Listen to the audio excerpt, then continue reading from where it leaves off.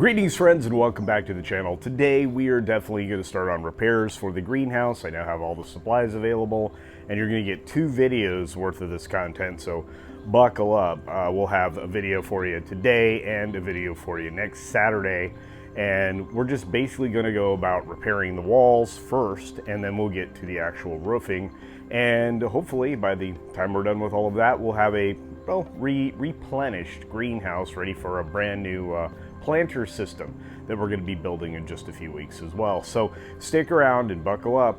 Here we go.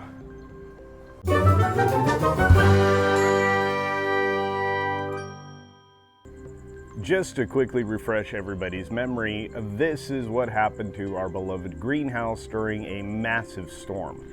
It tore the farm plastic completely off, including the roof. Now we're going to repair these plastic sheeting walls with the appropriate plastic locking system that actually makes this work, and I'm going to take you through every step of that. Now you can do these kinds of systems without that, using just regular stamping you can pick up at a hardware store, but I've had experience with that and it tends to tear. So I'm going to show you how to do it the right way. So today does involve some crazy stunt work because we are up on a ladder. I'm just going to say, be careful. You know, and if you're not up to it, don't get on the ladder. First of all, we're going to cut off this old plastic because it's going to be disposed of anyway. We're going to get rid of it. It's going to go, as will the tracking and everything else. It'll be replaced, removed and replaced, or repurposed elsewhere. And once all this plastic is cut away, you know, we can now see down into the greenhouse, which, oh boy, I need to paint some wood so we don't get degradation or mold. Don't need any mold. Now, extreme close-up, but let's be very careful while we're on the ladder. Let's not fall down, because I'm telling myself that as much as I'm telling you. But we've got to get this done. We'll be doing part 2 where we put on the roofing material, but I'm going to start putting the track up for the wall, and I want you to see this. We're using a track that's designed to work with something called wiggle wire, and you'll see why that is in just a minute. Command set admin, huh? Now this is our standard track, and as you see here, we've got to pre-drill it so we can get our screws fastened in there. So let's do that. All right, let's get some drilling done.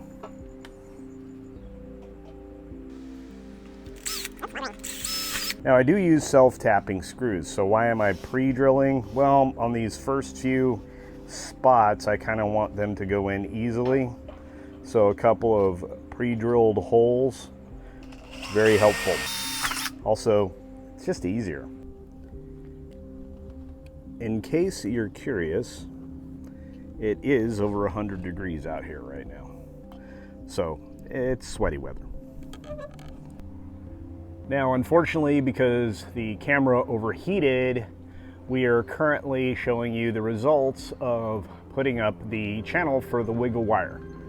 Normally, you would get 4K plus ASMR for that, but as you can see, all I'm trying to do is get this done so we have a greenhouse completed by the time we're on the road. And again, the second part of this video series will be next Saturday, showing you the roofing installation, which is a rolled polycarbonate. Right now we're just using farm plastic for the greenhouse. So here we are with the new rail installed along with the wiggle wire.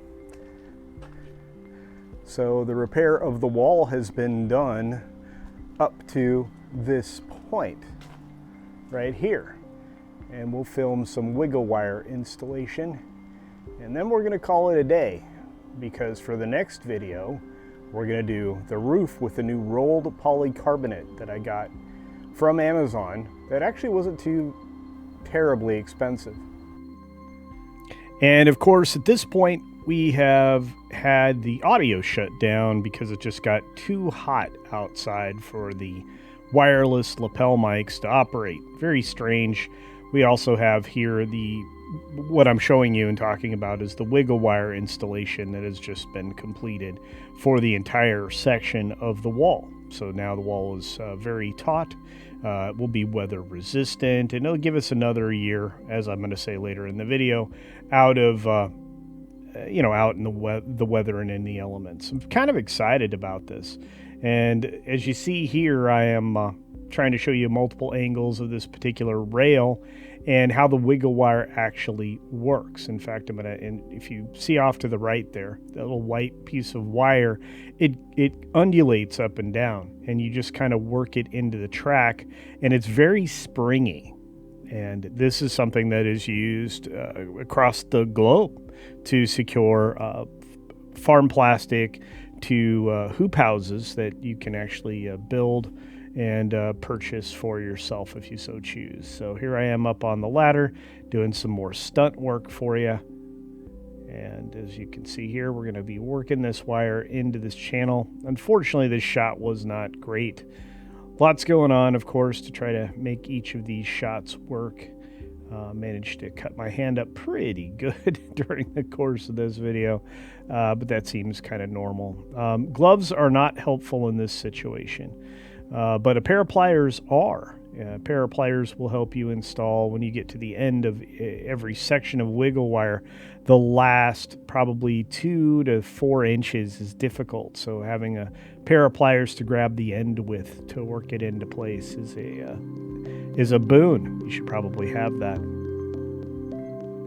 And as you can see, the wire just undulates up and down as you force it into the track and you hold your material in place. Now, you don't always have to use this with farm plastic. It works great with shade screen.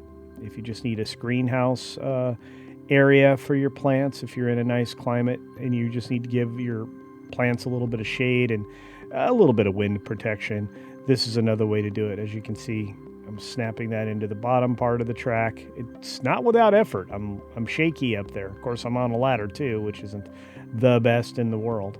And as you can see, the plastic is in rough shape. I'm not sure we didn't catch this just in time, as a matter of fact. Of course, there's my Fitbit. And my 2 skinny arms. Boy, do we need to get in the gym. Anyway.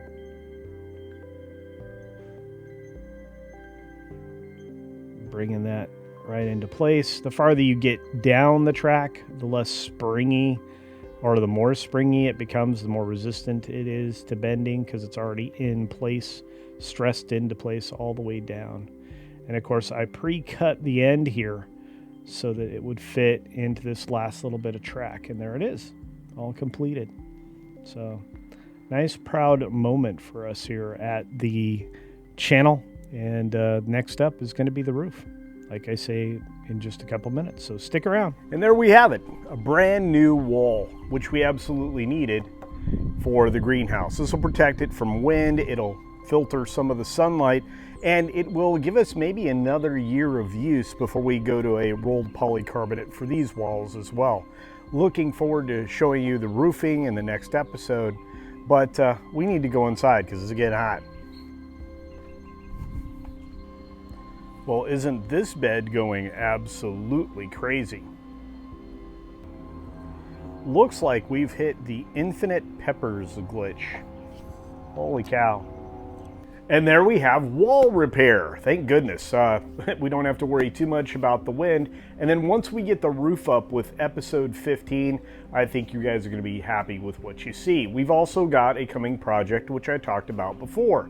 A giant 25-foot long bed that was going to replace our tomato shelves. That's right, all the potted tomato plants that we've had for 6 years now are starting to become old enough that they're starting to die away. And that's okay because they've been around a long time. Tomato trees usually only work for about 2 or 3 years with the indeterminate tomatoes specifically. Now, you can have bush tomatoes, which is we're also going to partner with our indeterminates, but they're going to be on a lower part of the planter. You're getting to see that 2-level planter box, its construction, and what it looks like after it's all filled up. So I'm very excited for that. You've got this episode, episode 14, episode 15, which will be the roof repair, and then moving on to a new construction project to build a brand new planter bed that I think you may want to make for yourself. Anyway, thanks for checking out this particular episode of the greenhouse repair, and the wall does actually look pretty good right now. It's nice and taut and will definitely resist a little bit more weather which we need it to do for about another year. Anyway, thanks for watching and have a great time, and don't forget to subscribe to That Garden Place.